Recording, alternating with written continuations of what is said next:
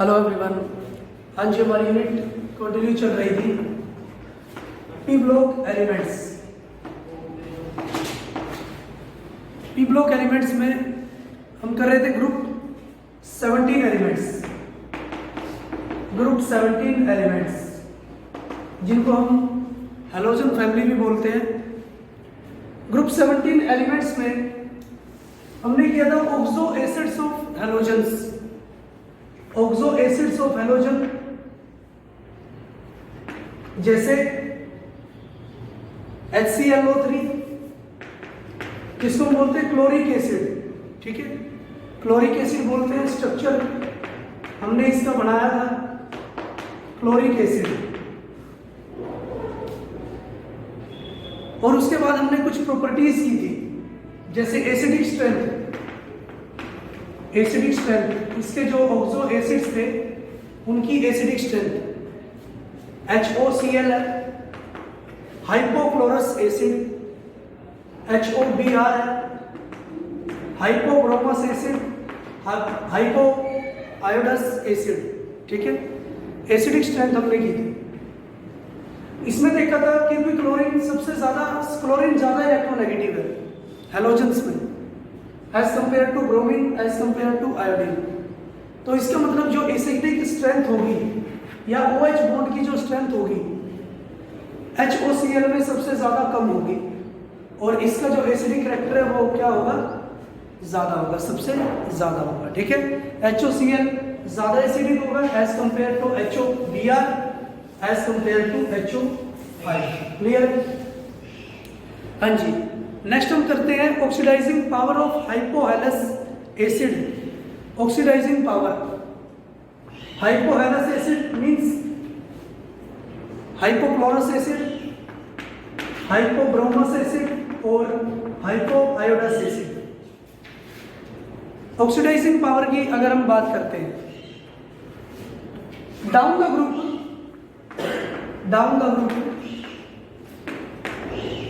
Size increase हो रहा है। डाउन द ग्रुप हैलोजेंस का जो साइज है वो इंक्रीज हो रहा है। तो इसका मतलब जो स्टेबिलिटी है OH बॉन्ड की वो भी क्या होगी, इंक्रीज होगी। ठीक है, stability of OX bond increases, stability OX bond की इंक्रीज होगी। और जो ऑक्सीडाइजिंग पावर है डिक्रीज हो जाएगी। ऑक्सीडाइजिंग पावर डिक्रीज हो जाएगी। क्लियर? हाँ जी, तो डाउन द ग्रुप हम बोल सकते हैं कि जो ऑक्सीडाइजिंग पावर है हाइपोहैलस एसिड्स की डिक्रीज हो जाती है। ठीक है, हाँ जी। सेकंड मेथड हमारे पास क्या है, इसकी ऑक्सीडाइजिंग पावर हम निकाल सकते हैं हम इलेक्ट्रोड पोटेंशियल से। जैसे electrode potential OCl negative plus H positive plus electron. अगर मैं रिडक्शन पोटेंशियल देखता हूं हाइपोहैलस एसिड का Cl2 plus H2, reduction potential इस रिएक्शन का मैं देखता हूं हाइपोहैलस या हाइपोक्लोरस एसिड का 1.61 वोल्ट होता है, प्लस 1.61 वोल्ट होगा। ठीक है, और हाइपोब्रोमस एसिड का जो रिडक्शन पोटेंशियल होगा half Br2 plus H2, reduction potential होता है वो होता है 1.60 प्लस 1.60 वोल्ट। हाँ जी, यहां पर रिडक्शन पोटेंशियल क्लोरीन का ज्यादा है या हाइपोक्लोरस एसिड का ज्यादा है, तो उसका मतलब उसकी टेंडेंसी रिड्यूस होने की क्या होगी, ज्यादा होगी। ठीक है, अगर वो खुद जल्दी रिड्यूस हो सकता है तो दूसरों को क्या कर सकता है, जल्दी ऑक्सीडाइज कर सकता है। ठीक है, तो मैं बोल सकता हूं कि वो एक स्ट्रॉन्ग ऑक्सीडाइजिंग एजेंट होगा। ठीक है, हाँ जी, तो हम लिख सकते हैं हायर द रिडक्शन पोटेंशियल। मैं लिख सकता हूं हायर द रिडक्शन पोटेंशियल, तो higher will be the tendency to reduced, higher will be the tendency to reduce, उसकी ज्यादा टेंडेंसी होगी रिड्यूस होने की। और अगर वो खुद जल्दी रिड्यूस हो रहा है तो वो दूसरों को क्या करेगा, इजिली ऑक्सीडाइज करेगा, ठीक है, इजिली ऑक्सीडाइज्ड द अदर्स, ठीक है, वो दूसरों को इजिली ऑक्सीडाइज करेगा और वो क्या होगा, strong oxidising agent, strong oxidising agent, ठीक है, वो क्या होगा, एक स्ट्रॉन्ग ऑक्सीडाइजिंग एजेंट होगा। क्लियर है? हाँ जी। नेक्स्ट हम करते हैं एसिडिक स्ट्रेंथ ऑफ पर हैलिक एसिड, एसिडिक स्ट्रेंथ ऑफ पर हैलिक एसिड, पर हैलिक एसिड लाइक HClO4, पर क्लोरिक एसिड, HbRO4, पर ब्रोमिक एसिड, HiO4, पर iodic acid. Clear? Acidic strength होगी ज्यादा किसकी, HClO4 की। क्लियर है? इसमें दिख भी रहा है हमें डिफरेंस, हमें किसका आ रहा है, क्लोरीन का, ब्रोमीन का और आयोडीन का, ठीक है, क्लोरीन, ब्रोमीन और आयोडीन का डिफरेंस आ रहा है। तो इसका मतलब क्या होगा, क्लोरीन ज्यादा इलेक्ट्रोनेगेटिव है तो ऑक्सीजन और हाइड्रोजन के बॉन्ड ऑर्डर को कम कर देगा, इलेक्ट्रॉन नेगेटिव ज्यादा है, ये इलेक्ट्रोनेगेटिव ज्यादा है तो ऑक्सीजन और हाइड्रोजन के बॉन्ड ऑर्डर को क्या कर देगा, कम कर देगा, ठीक है, और बॉन्ड ऑर्डर को कम कर देगा तो इसका मतलब क्या होगा, easily H positive ion release हो जाएगा और ये ज्यादा एसिडिक बन जाएगा, किससे, पर ब्रोमिक एसिड से या पर आयोडिक एसिड से, ठीक है। हाँ जी, नेक्स्ट बात करते हैं हम ऑक्सीडाइजिंग पावर ऑफ पर हैलाइड्स, ऑक्सीडाइजिंग पावर ऑफ पर हैलाइड्स। हाँ जी, BrO4 नेगेटिव पर हैलाइड्स, पर हैलिक एसिड होता है HbRO4, ठीक है, ब्रोमिक एसिड, और पर हैलाइड्स हम बोलेंगे BrO4 negative, IO4 negative, IClO4 negative, ClO4 negative. तो जो इसकी ऑक्सीडाइजिंग पावर होगी वो BrO4 की नेगेटिव की ज्यादा होगी oxidising power, then IO4 negative और सबसे कम होगी ClO4 नेगेटिव, ठीक है। इसको हम एक्सप्लेन कर सकते हैं on the basis of reduction potential, ठीक है। BrO4 negative plus 2H positive plus 2 electron, ये हमें देगा BrO3 negative plus H2O plus H2O। इसके लिए जो रिडक्शन पोटेंशियल है वो होगा plus 1.74 volt, plus 1.74 volt. IO4 negative है, उसके लिए जो रिडक्शन पोटेंशियल होगा E नोट हमारे पास होगा plus 1.65 volt, 1.65 volt. ClO4 negative है, 2H पॉजिटिव प्लस 2 इलेक्ट्रॉन, वो हमारे पास होगा ClO3 negative H2O 1.19 volt.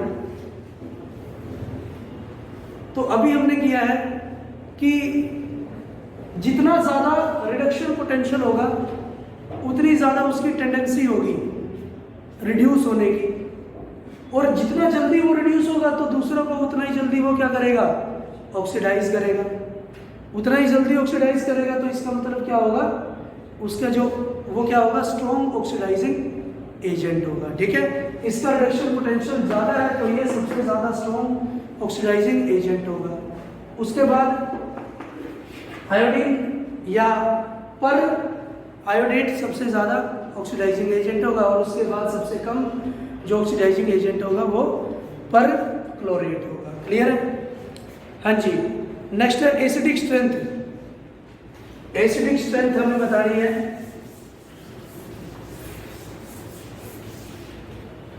HClO4, HClO3, HClO2 और HOCl एसिडिक स्ट्रेंथ हमें बतानी है। यहाँ पर ऑक्सीडेशन क्लोरीन की जो ऑक्सीडेशन नंबर है +7 है, +5 है, +3 है और +1 है। हमें पता है एसिडिटी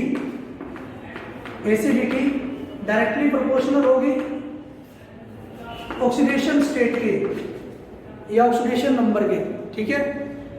यहाँ पर क्लोरीन का ऑक्सीडेशन नंबर ज्यादा है तो इसकी एसिडिटी क्या होगी, ज्यादा होगी, ठीक है, इसकी एसिडिटी ज्यादा होगी। या एसिडिटी को हम निकाल सकते हैं इसके स्ट्रक्चर से भी, OH, क्लियर है।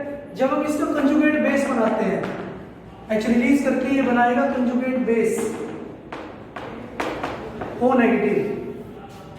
जो कंजुगेट बेस बनता है वो ड्यू टू रेजोनेंस ज्यादा स्टेबल होता है, क्लियर है, ड्यू टू रेजोनेंस ज्यादा स्टेबल होगा, क्लियर है। इसके ज्यादा रेजोनेटिंग स्ट्रक्चर बन सकते हैं as compare to HClO3, HClO2 और HOCl, ठीक है। इनके कम रेजोनेटिंग स्ट्रक्चर बनेंगे, इनके ज्यादा रेजोनेटिंग स्ट्रक्चर बनेंगे क्योंकि ऑक्सीजन इनमें ज्यादा है, ठीक है। तो इस तरह से हम एसिडिक स्ट्रेंथ इसकी निकाल सकते हैं। हाँ जी, नेक्स्ट हम बात करते हैं इंटर हैलोजन कंपाउंड्स, बहुत ज्यादा important. Inter halogen compounds, inter means दो अलग अलग हैलोजन्स के बीच अगर बॉन्ड प्रेजेंट होती है या रिएक्ट करते हैं, ठीक है। Inter halogen compounds, inter means दो अलग अलग हैलोजन जब रिएक्ट करते हैं और एक कंपाउंड बना लेते हैं तो उनको हम बोलते हैं inter halogen compounds. Halogen react with each other, halogens react with each other, जब एक दूसरे के साथ रिएक्ट करते हैं to form a number of compound, to form a number of compound, उसको हम क्या बोलते हैं, इंटर हैलोजन कंपाउंड्स, ठीक है। जनरल फॉर्मूला आप लिख सकते हैं XXN की power XX dash n, XX dash n, ठीक है। n है नंबर ऑफ हैलोजन एटम, जैसे IF7, ClF3, क्लियर, BrF3, ये सारे के सारे क्या हैं, इंटर हैलोजन कंपाउंड्स होंगे, ठीक है। प्रिपरेशन कैसे कर सकते हैं हम, Cl2 + F2, ये आएगा हमारे पास 2ClF 473 केल्विन पर, प्रिपेयर कर सकते हैं। Cl2 + F2 एक्सेस में अगर मैं लेता हूं, एक्सेस में लेता हूं, हाँ जी, तो मेरे पास बनता है ClF3 ClF + F2, ClF + F2 ClF3, इस तरह से हम इसको प्रिपेयर कर सकते हैं, ठीक है। प्रॉपर्टीज, जो इंटर हैलोजन्स है उनके पास पेयर्ड इलेक्ट्रॉन प्रेजेंट होते हैं, तो इसका मतलब ये क्या होंगे, डायमैग्नेटिक होंगे, नेचर में डायमैग्नेटिक होंगे, ठीक है।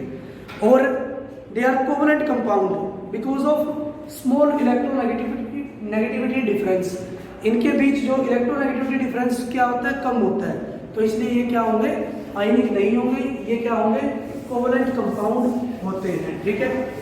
नेक्स्ट रिएक्टिविटी, बहुत ज्यादा इंपॉर्टेंट रिएक्टिविटी। उसने बोला कि इंटर हैलोजन्स कंपाउंड्स ज्यादा रिएक्टिव होते हैं than halogens, inter halogens are more reactive than halogens. Inter halogens ज्यादा रिएक्टिव क्यों होते हैं हैलोजन से, क्योंकि देखिए इंटर हैलोजन्स ये होगा जिसमें दो अलग अलग एटम प्रेजेंट होते हैं, तो इसका मतलब उनका जो साइज का डिफरेंस है वो अलग अलग होगा, ठीक है। तो मैं लिख सकता हूं दीज आर एग्जिबिट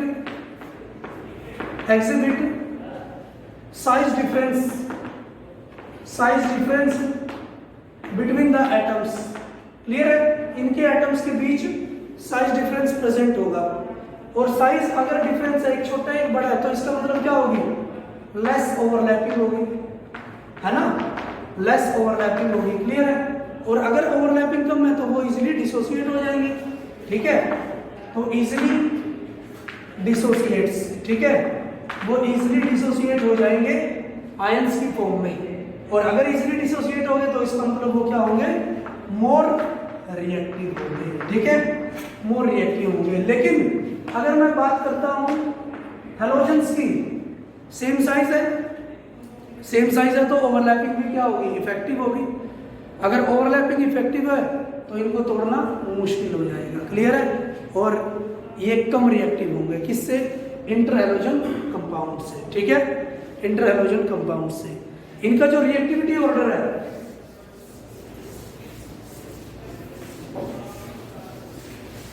हाँ जी, रिएक्टिविटी ऑर्डर होगा इनका, क्लोरीन के जो कंपाउंड होंगे वो ज्यादा रिएक्टिव होंगे देन ब्रोमीन देन आयोडीन, ठीक है। जैसे हम बात कर सकते हैं ClF3 ज्यादा रिएक्टिव होगा BrF3, ज्यादा रिएक्टिव होगा IF3 से, IF3 से, ठीक है। हाँ जी, अगर N की वैल्यू डिक्रीज होती है तो रिएक्टिविटी भी डिक्रीज होगी, ठीक है।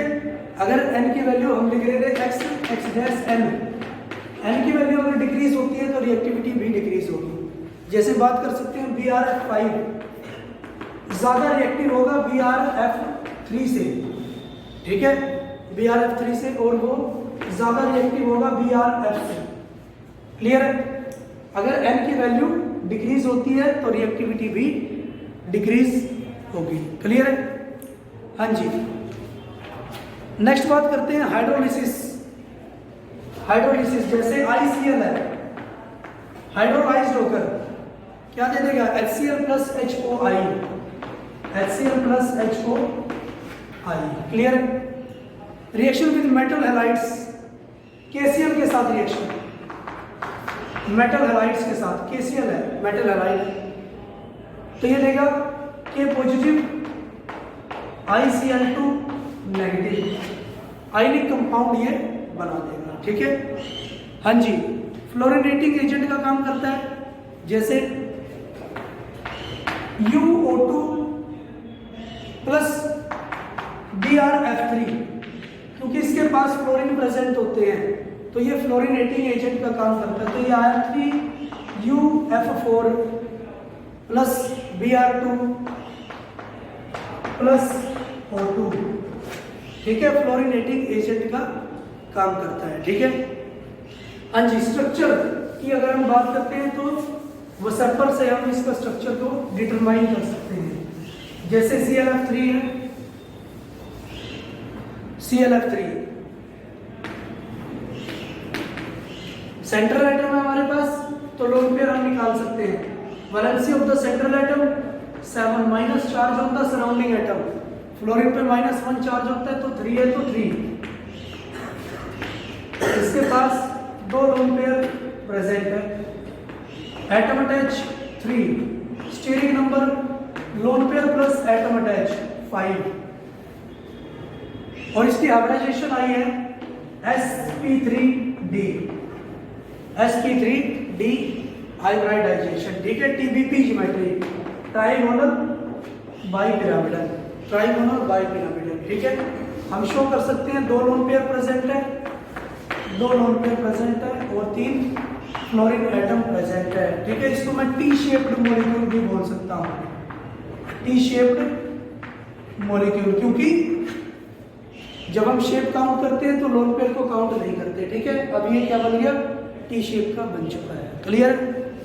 हाँ जी, यूजेस नॉन एक्वस सॉल्वेंट्स में हम इसको यूज कर सकते हैं और ये एक बहुत ही यूजफुल फ्लोरिनेटिंग एजेंट होता है, क्लियर है। तो ये थे आपके इंटर हैलोजेंस। आज के लिए इतना ही, थैंक यू फॉर कोऑपरेशन।